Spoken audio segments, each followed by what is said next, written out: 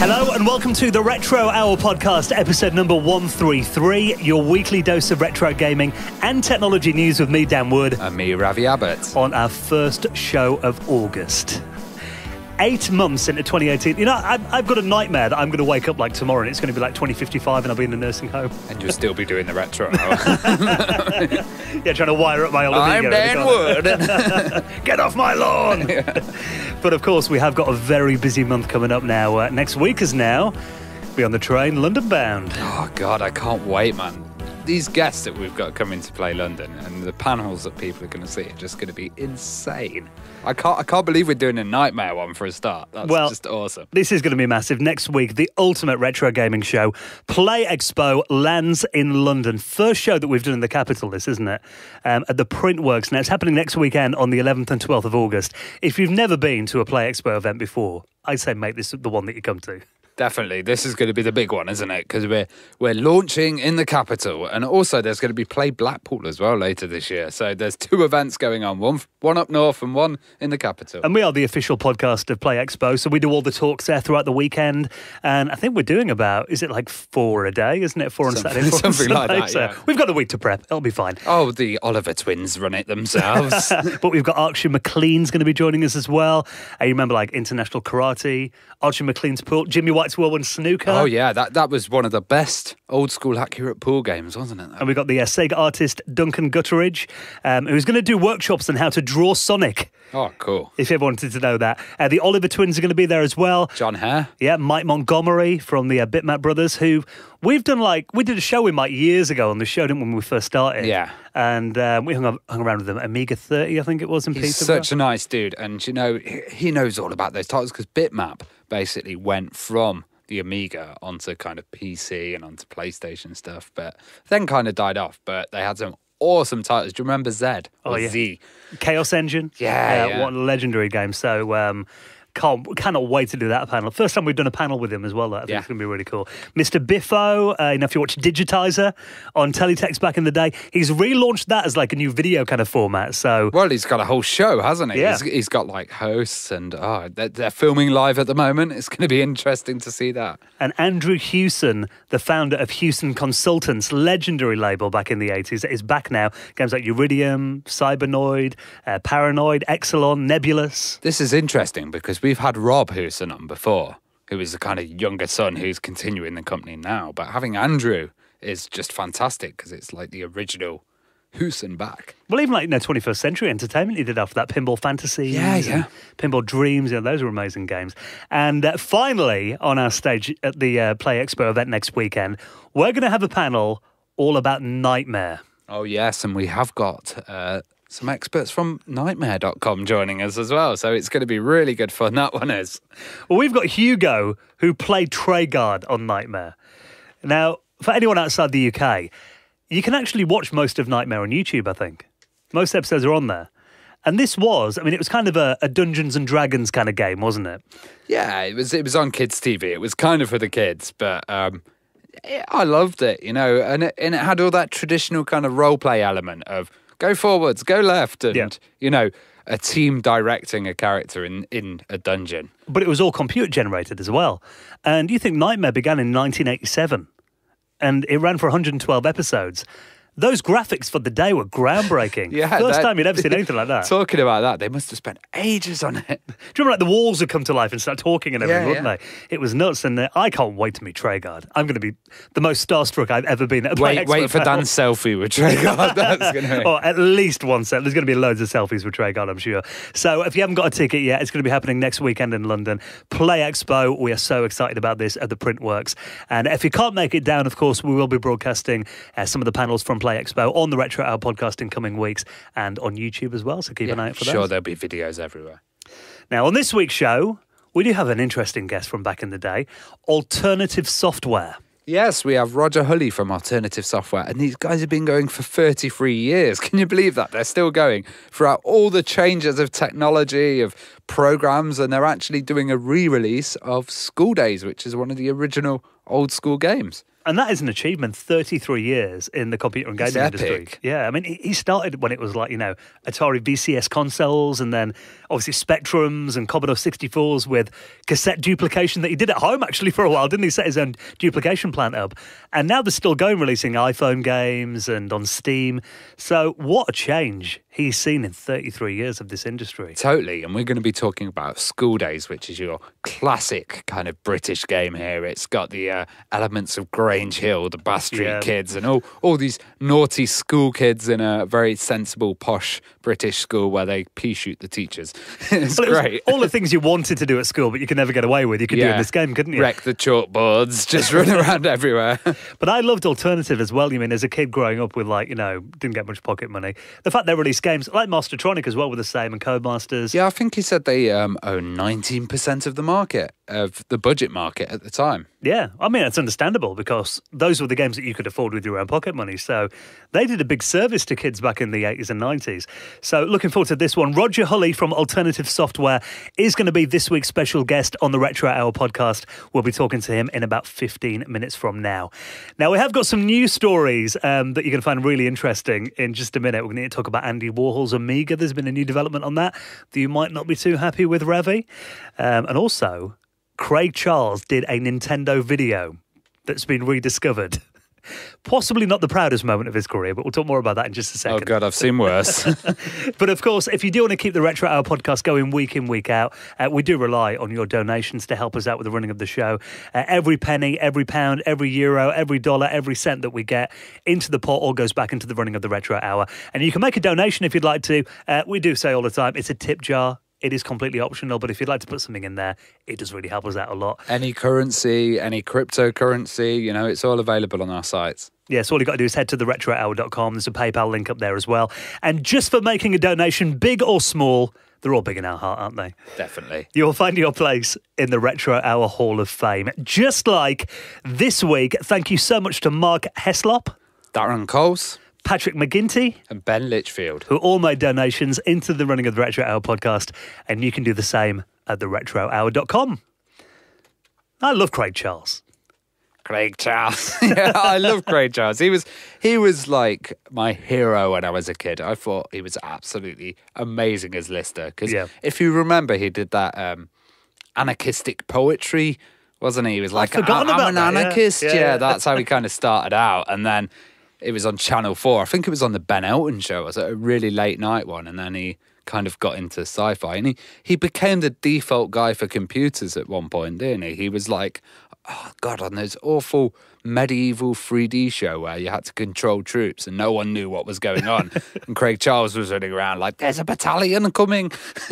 And then Robot Wars, of course. Yeah, Robot Wars after that, yeah. Well, it turns out that in 1993, I mean, you remember the Super Mario All-Stars pack? I totally remember the All-Stars pack because I had that choice. I came into the shop when I was a kid and my dad was like, right, you can buy this stuff. And I'd always wanted Nintendo because I'd seen it. And there was an Amiga CD32, a PlayStation, and an All-Stars pack, Mario All-Stars. So I was like, I don't care about Amiga anymore. Mario All-Stars. And my dad said, well, it's a cartridge. You're not getting that. Get the PlayStation. And it was a wise move, Dad. In hindsight, yeah. But it was appealing till really late on, actually. And even now, if I see one of the All-Stars packs at like a retro gaming event, you look at it and it had great artwork, didn't it? And visually, it just looked like such a great product. But, I mean, it turns out it didn't sell itself. In 1993, Nintendo UK hired Craig Charles to promote the Super Mario All-Stars pack. So this was a promotional video that Craig Charles did, and I guess this would maybe be put in stores and stuff like that. You wouldn't have got it with the All-Stars pack. No, which is weird to think of because, I mean, in the UK back then, we had 4 TV channels. Channel 1, 2, 3 and 4, that was it. BBC 1, 2, ITV and Channel 4. And it's not like now, or like it was in America back then, where overnight you kind of get like, you know, promotional videos playing all night on telly, wouldn't you? You didn't really get that here. I mean, TV stations used to close down at like midnight, 1 in the morning. Yeah, and you know, Craig Charles was the bee's knees then because he was in Red Dwarf, which was like the hottest thing around. Yeah, but I imagine that have had these playing in shops. Or I remember getting an Apple promotional video that you'd have to like send off a format of a magazine, the post to it in the mail. It's probably Nintendo thought, right, we need to shift these. How are we going to do that? We can't hire staff to go in. Let's do a video with Craig Charles and play that. That'll get the kids' attention. Well, do you want to hear a little bit of this video featuring Craig Charles? Now, this has been uploaded by a Nintendo fan called Chris Scully, and he's put this on YouTube, ripped it from VHS. And here is Craig Charles in the 1993 Nintendo UK promo. In a Nintendo spaceship. Of course. Right then, thrill seekers, here we go. We've got some amazing insider information for you game wizards. Not off. We've got reviews of the latest games and what the experts think of those games. We've got a visit to Hotline City and what it all means. The Mario story, where, why and how did a little Italian with a moustache become a worldwide superstar.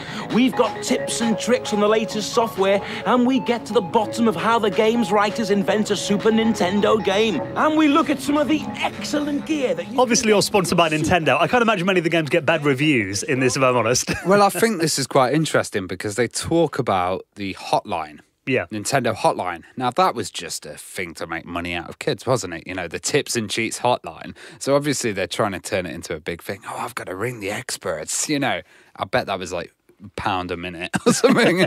Well, back then you couldn't just Google it though, could you? No, you couldn't. No, it was schoolyard knowledge or one rich kid ringing the hotline, I guess. Or go on Games Master. Yeah. It's like, you didn't have many other options to get the cheats for the games then. But I love that. I mean, that is so 90s marketing, isn't it, watching that video? Oh, yeah. And just the phrases that you gaming wizards and stuff like that. Yeah. It is amazing. And I mean, even just watching that clip there, I just want to sit down and watch that whole video now. It's about I just want to remix it. That would be good. Yeah, get one of your Amiga decks with those Craig Charles mods on there. But the 90s, it was such a great time for marketing. Do you remember the Rick Mail Nintendo promos as well? Yeah, totally. They were crazy, yeah. And obviously you had like Sega Pirate TV, and it just seemed so exciting back then, the video game marketing. So, yeah, it's nice to see a bit of that preserved on YouTube. Totally. I guess now they leave the YouTubers just to do it for them. It does all seem a bit safe and corporate these days, their video game marketing, doesn't it? It does. I mean, we had that one with, Sonic Mania, the recent promo they did of that. That's kind of a throwback to the old days. Yeah, that was really interesting, seeing the kind of old VHS style that they did. And they fully recreated all of that, didn't they? Bring back that Attitude era, I think, of video games. We want chewed. Turn your baseball cap backwards. Right, let's talk about something that you're not going to like, Ravi. Someone's butchered an Amiga 1000. They haven't. This is the thing. Dan sent me this, like, they've butchered the Amiga 1000. I was like, what the hell? They've butchered it. But they haven't. They've, basically, this is the Andy Warhol Museum. Now, Andy Warhol had lots of Amigas for touring. Okay. So he had decommissioned parts. Now, I don't know what decommission means. Maybe they've looked at it and they've gone, this is decommissioned, and then just chucked it when it could be repaired. Well, let's give a bit of background for people that might not know. What's the connection between Andy Warhol? He was a famous artist in the 80s. So Andy, Campbell's Soup. Very famous artist. And basically, Amiga came out and it was the machine with many colours. I think it was 14 million colours or something like that. So Andy Warhol basically used, I think it was Graphicraft, which was the early one. And when the Amiga was launched, he did a bit of Amiga art, capturing Deborah Harry. Yeah, at the launch event. At the launch, yeah. So he did that, and he had a few of these machines. So the Andy Warhol Museum have got hold of these. Now, they've kind of butchered it. Like, I work in the art and museum industry, and we have a very strict rule in the UK, which is if you're displaying something like VHS, or you're displaying something like of the time, it must be displayed in that format. In the original format. In the original format. So we'll have CRT monitors, we'll have all the original stuff. Now, what they've done is they've taken decommissioned Amiga 1000s, which I'm not sure what decommission means. Ones that are not used anymore. I don't know, but someone could have just looked at it and gone, oh, that's decommissioned. You know, there's no official kind of line with that. They could have all been repairable. And these things are incredibly rare. So what they've done is they've taken the Amiga 1000, they've taken the lovely CRT out, and they've replaced it with an LCD screen. See, now that fits my definition of butchered it. Yeah, for me it does. They've also kind of put internals inside for a PC. So they've ripped out the Amiga's motherboard. They've ripped out the Amiga's motherboard, which, to be fair, as you said to me, they could have just replaced the capacitors on the motherboard and it would have lasted a very long time. Probably longer than a modern PC board. I mean, generally, you know, since like lead-free solder came in and stuff's made a lot more disposable now. I mean, I think the average PC motherboard for me normally gets a bit flaky after about 5 years. Yeah. Whereas I've got, you know, hardware from the 80s still that runs great. You got to do a bit of maintenance on it, like you said, recapping it, you know, maybe a new power supply in there. But they've essentially took out all the original hardware. Now, this isn't the first time that this has kind of happened with this group. It's the Carnegie Mellon University Computer Group. This group, it's Ion Tank. This is a website that we're looking on here, isn't it? Yeah, and basically, I remember they had a project where they were trying to get the discs and get the original images off the discs. And there's this great piece of hardware that everyone knows called Kyroflux, where you can just do it very quickly. What's that do then, Kyroflux? Kyroflux just takes a disk image off anything. Yeah. Any old school disc. Regardless of the format. Yeah, straight away. And has a great program for doing it and is like the standard. They built all these crazy custom PCs, spent thousands of pounds on it. So yeah, they've kind of got a history of this madness. And I think it's crazy because they've said they want it to be used all day. Yeah. So they've set up an emulator on there to recreate the slow disk access and lag of the program. But I know for a fact that at NASA, they kept Amigas on for 15 years. Yeah, well, they ran constantly, every day. They were processing planets and the maps of planets. And yeah, to kind of say that, oh no, it's not going to last, it kind of, I think it just shows a bit of lack of knowledge. Ignorance regarding the computer. And I know some people are going to say, oh, this looks like a nice job, actually, and they've done a nice conversion. But no, displayed in CRT, that's what I think. I think if there were no Amiga 1000s left in the world, that'd be a great way to do it. I mean, looking at it as a hardware mod, they've done a very good job. How many museums have you been to in the UK where they've got all the original hardware that are running and there's no problem and they've got them on all day? Oh, there are museums dedicated to that. Retro game museums all around the world. Exactly. So I don't know why they've done this. It does seem a bit weird. I mean, there have been some people who've been like, you know, in forums and stuff saying maybe they've got like an arts kind of grant and they had to spend the money. I don't know how it works. Yeah, I think the American art model is very different to the UK's because, of course, we're publicly funded. Yeah. And then our art model is very different to Germany, where they've got huge public funding on art. So, you know, there's different scales. It's all private investors in America, isn't it? So, but being guys that respect the legacy of machines, and, you know, we love the Amiga. We've made no secret of that on this show before. It does kind of pain me to see that they've essentially ripped out the internals and the soul of that machine and put and they're not even using the original keyboard over. Yeah, it's a different keyboard. It's an Amiga 2000 keyboard they got there as well. So I think, you know, it would have been so easy just to use the original hardware. I just think it's unnecessary. So I'm sure there'll be people that think different. But if you want to find out more about that, I mean, looking at it, it does look like a good mod. They've done it well for what they've done. The bastards. So we'll put a link in the show notes at theretrohour.com if you can take the pain of looking at it. Now, tell us about this Halo TV series then. What's been happening here? Halo, that's a bit too modern for our podcast, isn't it? 2001? 21st century? Yeah. Halo is very interesting because Halo was one of the first kind of machinima series. And do you know what machinima is, Dan? Not really. Machinima is making a film using a video game. So people who make these films in GTA 5, who make these films in the Source engine and all of this kind of stuff. Well, it looks like Showtime are actually going to do a digital series called Halo Nightfall. And I find that's quite interesting. I've seen there's been lots of films about Halo, but the original series was called Red vs. Blue. Okay. And that was literally, like, I think it's up to season 17 or 18. It was by Rooster Teeth, who are a really big kind of, blogging site, and they have lots of channels. Was that like a Halo spin-off like series then on YouTube, wasn't it? Yeah, it was kind of a comic science fiction web series, they called it. And it's really old. And it was premiered in 2003. Oh, before YouTube then, yeah. Yeah. So I remember actually going to a Machinima festival and seeing this up on the screen.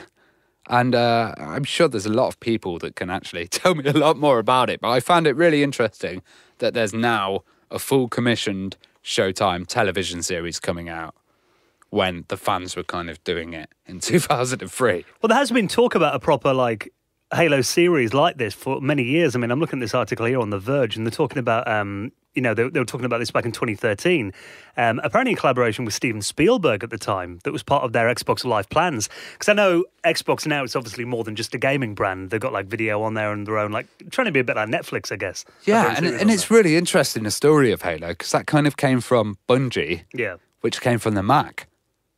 You know, so it's a real weird kind of development how Halo became the lead title coming out for the Xbox. And there's Halo Nightfall as well by Ridley Scott.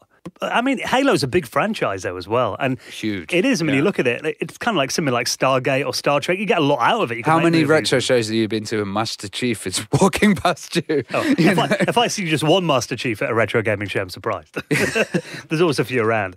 But it does look good. I mean, apparently there's going to be 10 episodes of this. So it is coming up soon. I think, it is. You could get a lot out of the Halo franchise. Yeah, and I think you should kind of look back at the Red and Blue and the machinima stuff, because that's really interesting. Well, they're on YouTube now, so if you want to find those, I'll put them and the rest of the stories that we've talked about on our website, theretrohour.com, in this week's show notes. And this was a nice little find. Ada Lovelace. For people who might not know who she is, give us a bit of background on Ada. Ada Lovelace is the daughter of actually the local Lord Byron, who presided at Newstead Abbey. And she was far ahead of her time, basically. Like 200 years ahead of her time. Yeah, she was digitally programming 200 years ago, thinking of all these things before computers actually came out. And she worked with Charles Babbage, who did the Difference Engine, which was one of the first computers, really. And this book contains the world's first computer algorithm. Now, this book is 175 years old. 175 years old, yeah. And it's an absolute piece of history, this is. So essentially talking about the first written down computer code. Yeah. The first program. Yeah, the first program. Yeah, and you can actually see the computer code on some of these things. And the way that they've done it is it's all kind of individual switches with the Difference Engine. You can actually go to the London Science Museum and see part of the Difference Engine. And it's just insane that people were thinking this far ahead. Can you imagine there's going to be someone walking around at the moment who's writing something that's far beyond us, you know, that maybe in 175 years it may be sold for thousands. Well, this has recently gone on auction. That's the reason we're talking about it in the news. It sold for £95,000. So that's $125,000. Which, you know, for something that's so historically significant is actually not a bad price, really. Yeah, for something published in 1843. Yeah. And this was just found in a box of books owned by a couple in the Cotswolds, apparently. Oh, well, I think everybody should watch any of the films and documentaries on Ada Lovelace because, you know, she was pretty much the inventor of computer programming. And it's great. You know, they say there's not that many women in tech. Well, a lot of women were the computers pioneers really, originally, yeah, and were also programming before. And she died at 36. I mean, she was very young. You know, she did all this in her 20s. Well, probably hanging around with Lord Byron, you know. Rubbed off a bit. Yeah. So if you want to have a look more about that, I mean, she's very interesting. And you've put me onto a few like movies and documentaries about her in the past as well. So we'll link those up as well. Now, before we get into our interview with Roger Hulley, would you say you're addicted to video games? It's not a nice phrase, is it, addiction? I wasn't addicted. Maybe as a teenager, I was addicted to going home, chatting to my friends on the thing, and kind of the community. I was probably addicted to that more than IRC. The game. Yeah, IRC, but also on TeamSpeak and stuff like that. Well, what's quite interesting is they've now said that video game addiction has been recognised as a real condition. So this is the World Health Organization who've called it gaming disorder. And apparently now it's been registered in the International Classification of Diseases, saying that it is possible to be addicted to video games. Now, reading that, that's not a surprise, because it's possible to get addicted to anything. Yeah, and, you know, I hear it's really bad in Japan and China, and they've actually had, you know, detox programs. I saw a very horrible documentary about how they were doing electrolysis on people for addiction and stuff. I think that's not right. But, you know, I think treating it as an actual illness is a good way to go about it. I think there's a difference, though. I mean, you can play something a lot and not be addicted to it, but there is a difference. I mean, I guess it's the stage when it's completely taken over your life at the expense of other things. But also they're designed to be addictive. Yeah. So it's easy to fall into that trap. Especially with like Candy Crush and all these ones where you get like rewards for gaming, or even World of Warcraft and stuff like that. It's designed to hook you in and designed to make you play as long as possible. So I'm really not surprised that people are falling into, bad ways when it comes to video games. And I guess, now, because games are so big and you've got these massive online communities as well, where you can essentially live in them 24/7. Yeah, exactly, if you can. I did for a couple of years, yeah. I remember that time, Ravi, yeah, and a massive beard. Took your virtual reality head. What year is this? Robin Williams. Massive belly. Well, it goes without saying. But, I mean, I guess it is a serious thing. I mean, and anyone can get addicted to anything if you've got the right mindset for it, I suppose. Totally, and if they're designed to trigger all those endorphins in your brain, then, But again, I mean, it's better than being addicted to gambling or smoking or alcohol or something, I guess, isn't it, in many ways. Crack. Yeah, it could be a lot worse. But I think it's like anything. You've got to have a healthy balance. I wish I had time to get addicted to video games. Yeah, all we do is talk about video games now. That's the cure for video games addiction. Do a podcast. Yeah. I haven't played again for about 3 years. So if you don't want to read more, it is an interesting article, and I know opinions will fall both sides of the fence on that one, but we'll put a link to that in this week's show notes as well. And that is, of course, a place where you can check out our back catalogue, because we do get people who often say to us, why don't you get this guy in the podcast? And we're like, episode 36. That's it. Well, I'm at the moment, I'm working on a big guest page where every single guest is going to have a face, and you can click on that and then straight to their episode. So. It's 133 guests is a lot. Yeah, I've got to process that all manually. It's going to be great fun. That'll be a fun. I was going to say weekend, month. Yeah. So, you can check out our back catalogue. I mean, there are so many interesting guests that we've had on the podcast. If you do have a spare couple of hours, couple of days, couple of weeks, have a little look back at theretrohour.com, the same place that you can get our social media links as well. We're on Facebook, Instagram, Twitter, our Discord channel as well, where we do hang out and chat about video games when we're not talking about them on the podcast. So you got all of those on our website. Definitely worth checking them out. And if you do listen on any podcast clients, please do keep your reviews coming in as well. They always really help get the show in front of new people. Right then, should we talk about budget games back in the day, school days, back to the 80s? This week's special guest, all about alternative software, is Roger Hulley. You're listening to the Retro Hour podcast, and it is time to welcome this week's special guest. Going to find out all about the days of alternative software, classics like School Days getting reinvented for the 21st century. Welcome to the show, Roger Hulley. Thank you very much indeed. Thank you. Now, before we get into all that, Roger, I mean, it's always nice to get a little bit of background on, what made you tick back in the day. I mean, do you remember what kind of first got you interested in the video games industry and where your kind of journey and all that started? Yes, well, when I left university, although I got a degree in biological sciences, at that particular stage in time, I was getting really into music and big time. I was writing for rock fanzines and things like this. And I was thinking like a student, I wanted to get a job where I could take home any music on a night. This is well before the days of iTunes, etc. And I thought an ideal situation would be if I could land a job working for someone like HMV. At that particular stage in time, HMV was owned by EMI, and I became, luckily enough, I got to the position of graduate trainee with EMI, and they moved me about all over the place, and eventually I got into the HMV side of EMI and ran certain stores and things, and I was poached by another record chain. And I ran that record chain. At the same time, I started introducing video into the record stores there. In those days, music record shops were purely that. They sold records, they sold music-related items such as T-shirts and badges, things like that, and patches, but nothing more than that. And when video first came along, I thought, great, let's see if we can turn this more into an entertainment center. And I introduced video. And then from that, I started bringing in Atari VCS cartridges, and then I got the thoughts of why not start selling computers, i.e. the entertainment side, not the big bulky jobs that were around at the time. And I put in Atari 400 XLs. I think I've got that right. if I remember correctly, and Atari VCS consoles, of course. And from that time onwards, I got the bug for computer games, because it was a little bit like having like the old days of music when, you had a hit record, and, you started off with nothing, and bingo, you were climbing the charts.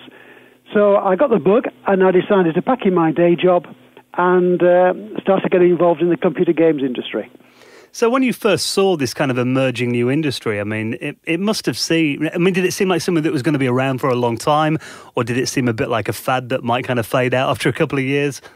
No, I felt it was going to be around for a long time, and I'd been playing a lot of cartridge games at that particular stage in time, and I could see the entertainment value, and I just thought, this is not going to go away.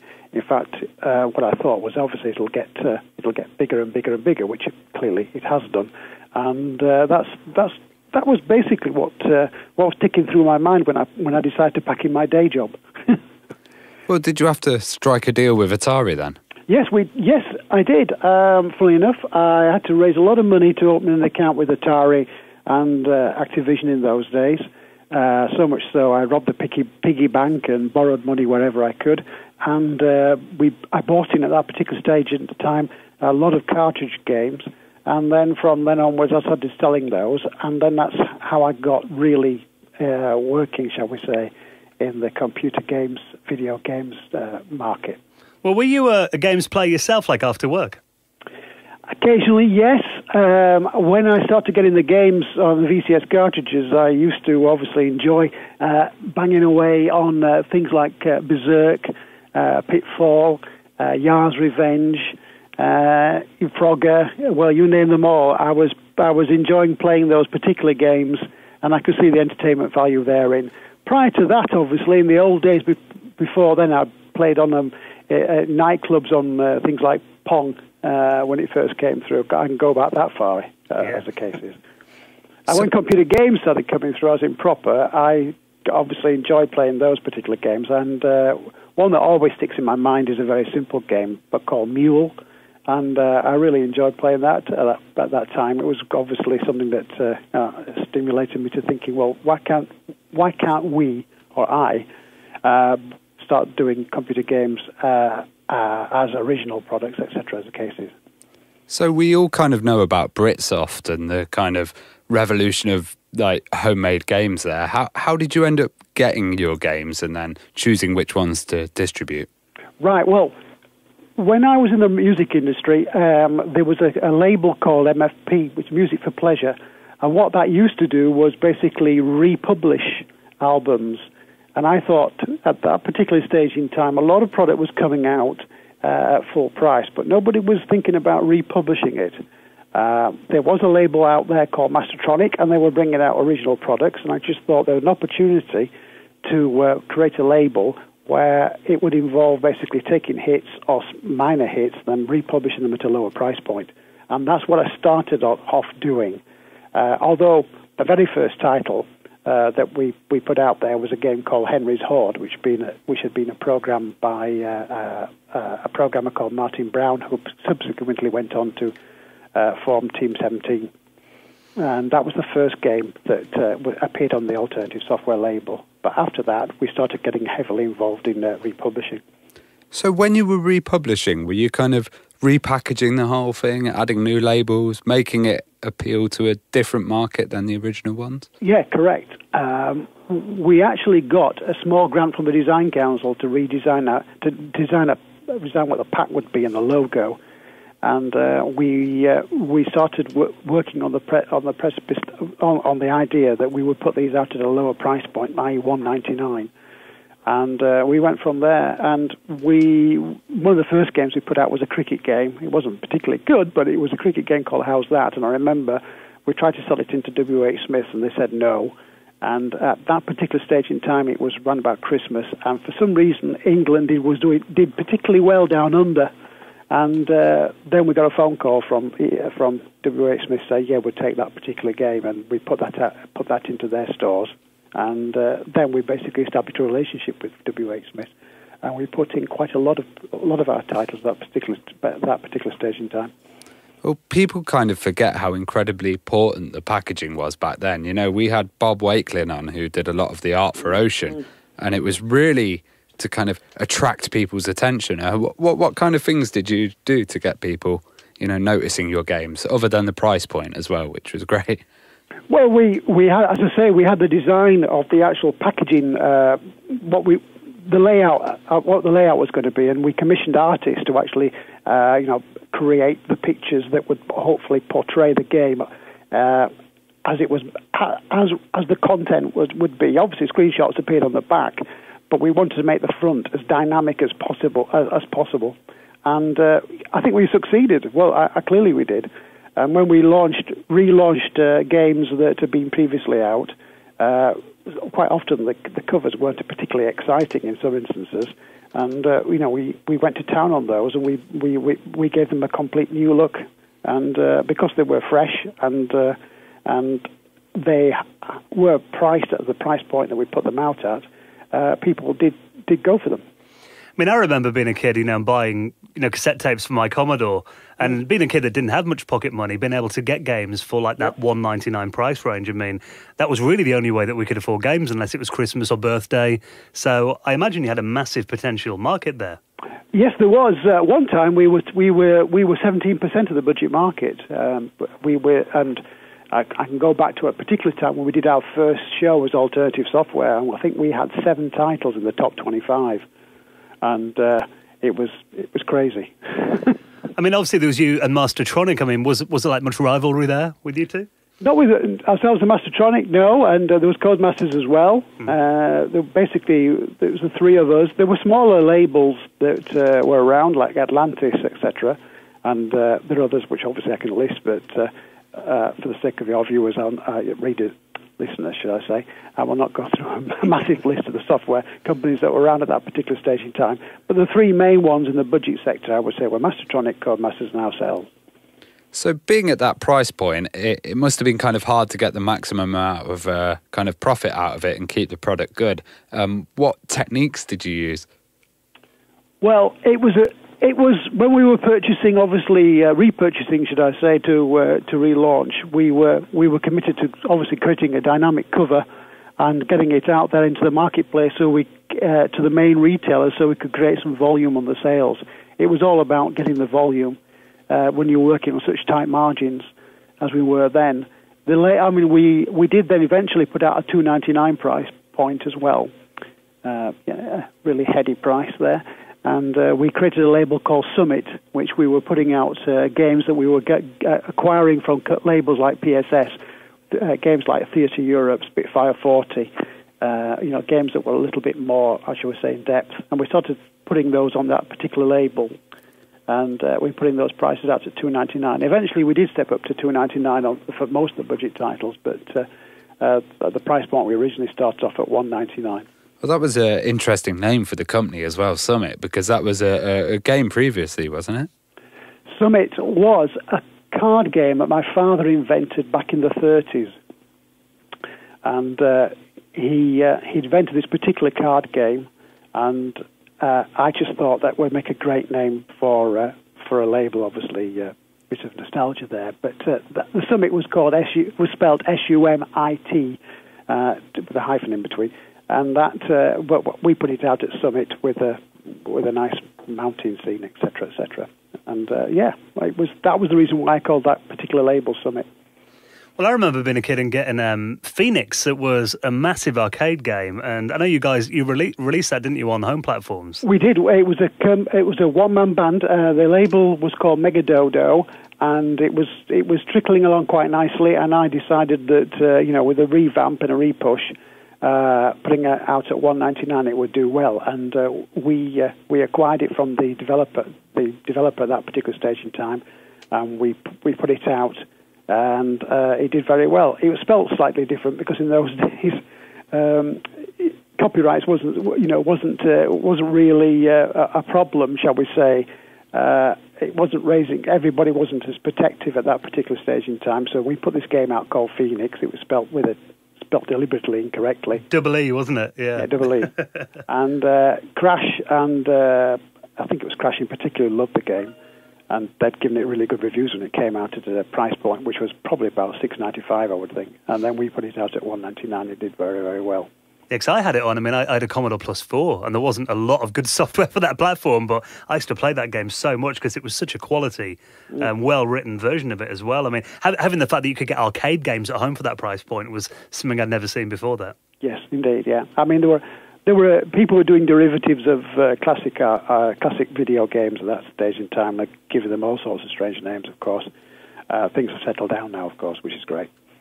I heard you were out of frustration. You also bought a lot of duplicating equipment. So was that a big task to go around setting all that up and getting the kind of duplication going? Haven't you? Yeah. Yes. At one particular stage in time, we were doing, because we were mass, we were going for volume. We realised that it would be sensible to actually do our own duplication as well. So the opportunity came along to buy a duplicator. And we purchased that particular duplicator, set it up in our building at that particular stage in time, and we started duplicating our own cassettes, and for other companies as well, because other companies then came to us and we did their duplication as well. Why did you decide to do it yourself then? Was it just like, were the other duplicators too busy, or were they letting you down? Or? Well, really, the opportunity arose because this particular company, which was a paint company, decided that this little side operation they had, which was duplication, wasn't really their main thrust, and we were using them. So we thought they were going to pull out of the market. We thought, well, great. Well, not great, but we thought, well, this is an opportunity for us to control our own destiny. So we thought of the fact that we like to think that we got the full vertical of it. We acquired the games. We also developed them as well, of course, by this stage in time. We can manufacture them, which is obviously keeping our costs tight, and then we can distribute them. And that's the way we thought about it. It was like a vertical situation. We wanted to control all aspects of the process. I mean, I know one downside about the cassette tape as a format was that piracy was very easy on it. Correct. I mean, every kid at school probably had a friend who had a tape-to-tape copier. I mean, having a budget label as well, I mean, did that affect you guys a lot then when piracy became more prevalent? Yes, it did. We would find that we would sell, obviously, increasingly less quantity as a result of piracy. But, it's just one of those things we had to take on the chin. Yeah, it was remarkable that even like people pirate a £2 game. So, I'm staggered that they do, and they still do today. Yeah. Which we'll get people asking us for keys for a certain game, and it's only out at a very, very cheap price. And you're thinking, well, if you're that interested in the product, why not buy it? Yeah. But it literally it does surprise you the fact that people will want to copy something that even if it is put out at a very competitive price point. Well, getting back to the 8-bit days, I mean, what was your relationship like with the magazines in the UK? Because I know they were extremely important back then, weren't they? Yes, they were. Because we were seen to be a budget software house. I sometimes didn't think we got the fair crack of the whip, but we did have some titles which we eventually created, obviously, and developed ourselves. And those particular titles, we got some mixed reviews, of course, everybody did, but we got some great reviews as well. So we had to, that was it. That's the way it worked. Did you get any kind of licensing agreements with any like famous trademarks? I saw there was a picture of you with Thomas the Tank Engine at one point. Yes, that was very much the case. What happened was that whilst we were bringing out the republishing of games, and deciding then at that particular stage in time to get involved in our own development of games, my son was very young at that particular stage in time, and what I wanted to do was think about games that he would play.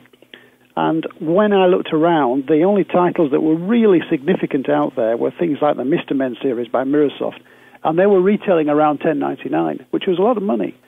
And I thought that from a parent's point of view, you don't know what if your child is going to enjoy the game, and you don't want to be investing that sort of sum. So I thought that if we put out children's games at $1.99, there could be a marketplace. So we approached Britt Allcroft, who at that time owned Thomas the Tank Engine. She turned us down first, so we then went to see the BBC, who controlled Postman Pat through Woodland Animations, and we got the license to do Postman Pat. We put Postman Pat out at $1.99, and I think it was like number one for 6 months, something like that, on the budget market. It did very well. We got an award for it. And we then went back to Thomas Tank Engine, Britt Allcroft, and they said yes, because they originally turned it down because they thought that all computer games were violent, and obviously that wasn't the way we were going to portray those particular characters. And they could see what we did with Postman Pat and thought, yeah, why not? So we acquired the license for Thomas Tank Engine, and then we acquired other licenses, classic British characters like Sooty and Sweep, the Wombles, Huxley Pig. I'm trying to think of them. You did Count Duckula as well, didn't you? Yeah, we did Count Duckula because we had done Danger Mouse, which we'd acquired from Creative Sparks when Creative Sparks went under. So we had Danger Mouse out there. So we then thought about Cosgrove Hall, and we went to pick up the license for Count Duckula. And they were big cartoons, and I mean, you got to think then we had 4 channels on TV. You know, that they got millions and millions of viewers at tea time, these shows. So, I mean, I guess in terms of an advert for the game, that must have been invaluable. It did, it was.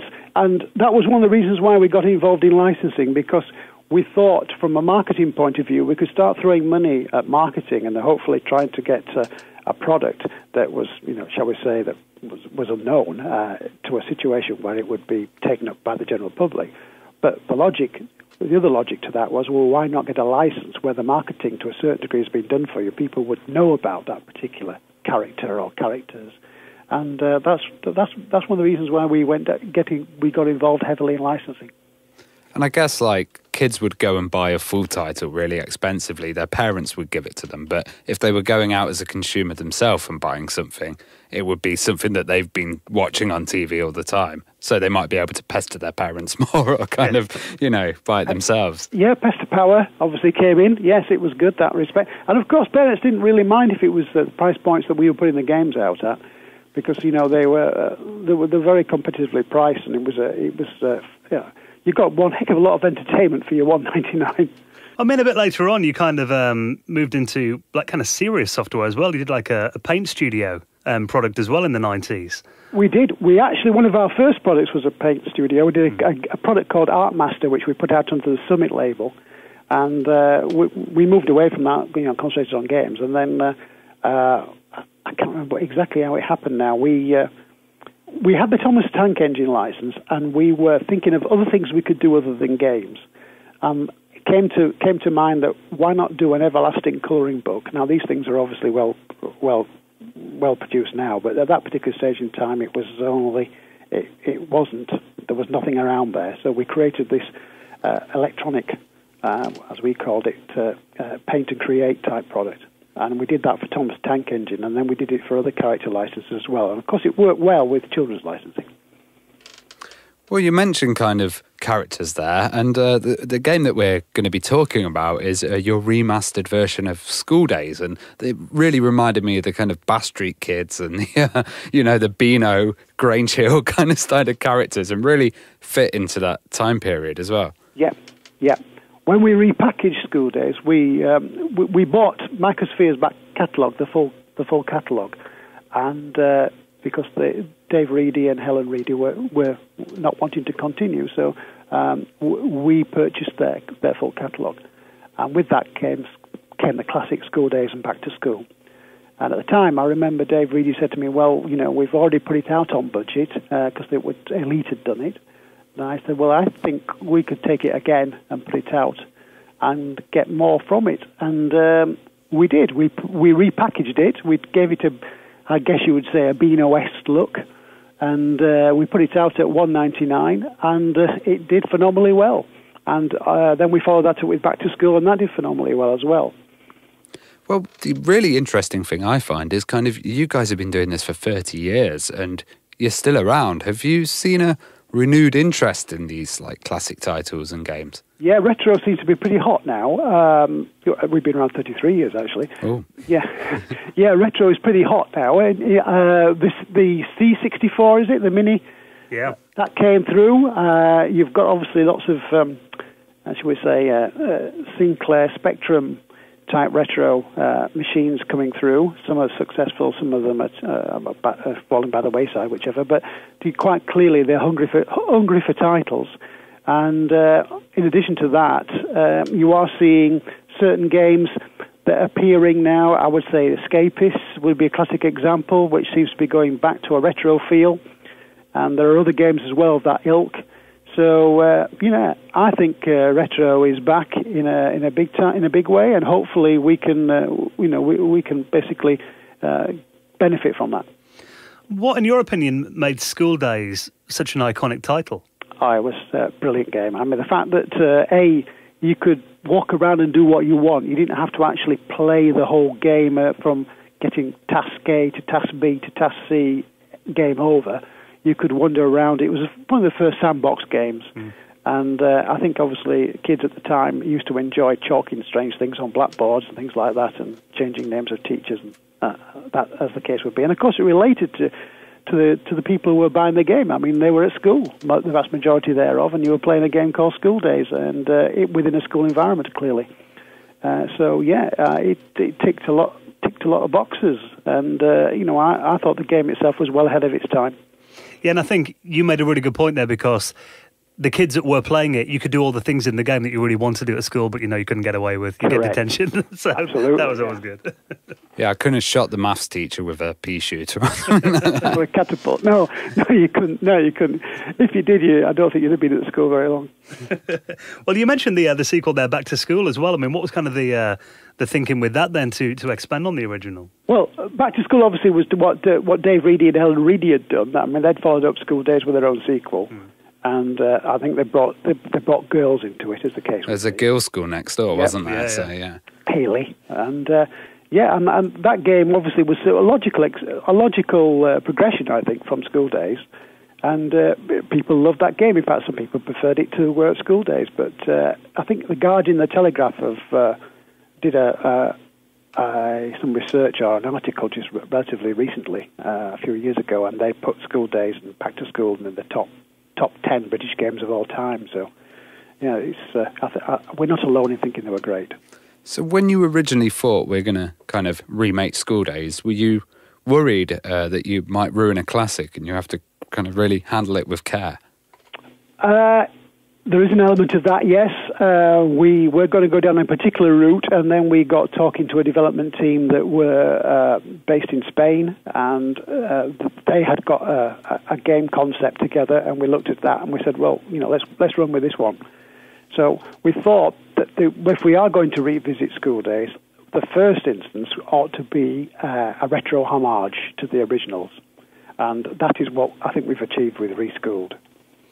Yeah, because with those games, I mean, not only are you updating the game itself, but also it's people's memories as well, isn't it? It is. And obviously, what we're finding is that people are buying this game so they can play it on modern-day devices, rather than going through the painful process of trying to, get a Spectrum game to work on X, Y, Z. Although you can buy the game as an original Spectrum game with an emulator on iTunes. But which is all licensed by ourselves. But effectively, we thought, people would want to play the game and remember it from their their heady days when they were young, etc., and they could enjoy it again. Well, you've introduced different levels as well, like New School and School Rules and stuff. So, how interesting was it doing the modern schools? Well, the idea was we would put out the game Skool Daze. We would then make sure that alongside it was Back to School, and we thought, well, a third game in there would be good, something in the same vein, keeping the retro feel. So we created New School, spelled deliberately wrong, and as like a third game within the game, so to speak. So we felt that if we did all those, we gave people the originals but revamped them, and we gave them a new modern feel and look. And then, in addition to that, we also give them some added extra, i.e., another game. Then hopefully that would sell. And it's kind of added massive longevity into the game because you can complete each one now. Yes. And it's still a budget title as well. Actually, it's a really good price point. It is. We thought we wouldn't put this out at a higher price point. We would put this out at a reasonable, affordable price. And hopefully people would take it, and we would sell several units, inverted commas. Because the thing is, when you're doing remakes, I mean, some of them work, some of them don't. But I think with this, you kept all the charm of the original game as well, which is really important. And the fact that it's kind of got that pick up and play element of the original, you haven't got to sit there like a lot of modern games for like 18 hours and complete every bit of it. You can just explore and have fun with it too. So yeah, too right. Exactly what we wanted to achieve. Actually, that's exactly what we wanted to achieve. And it would appear from the reviews that we're getting is that people think likewise as well. And having little elements like the rainbow stripes in the menu as well. Yeah, that kind the spectrum. Yeah, it totally triggers nostalgia. Yeah, and you'll find there's even a spectrum noise in there as well, which we put in as one of the sound effects. Oh, so people will hear that and suddenly be transported back. Yeah. But I think even if you've never played Skool Daze before, and you've never heard of it quite clearly, a sizable chunk of people will fall into that sector. You'll still enjoy the game, because it's it really will appeal to new as well as old. We get that when we do retro gaming events and shows. I mean, you often get like dads there with the daughters and sons and showing them the games that they played on and introducing like a new audience to it as well. I guess there's quite a lot of that in it too. It is. I mean, when you think about the games that we were doing back in the 80s, etc., you didn't have the capabilities to produce all the fantastic graphics and almost, create a cinema effect. You really were dependent upon the playability of the game. That was all you could really fall back on, and the addictiveness of it.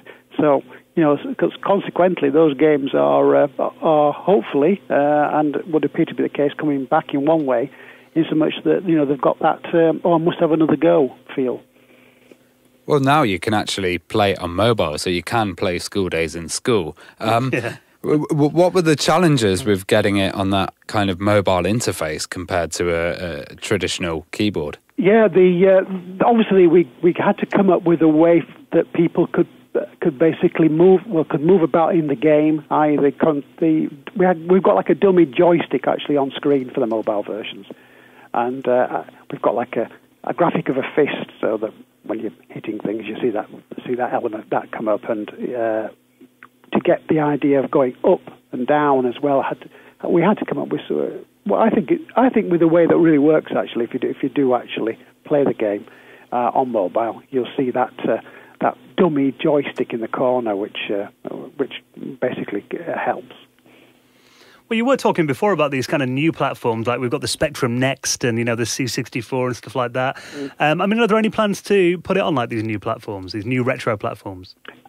We haven't thought about that yet. With the original games are out there, of course, on those platforms, which we've licensed.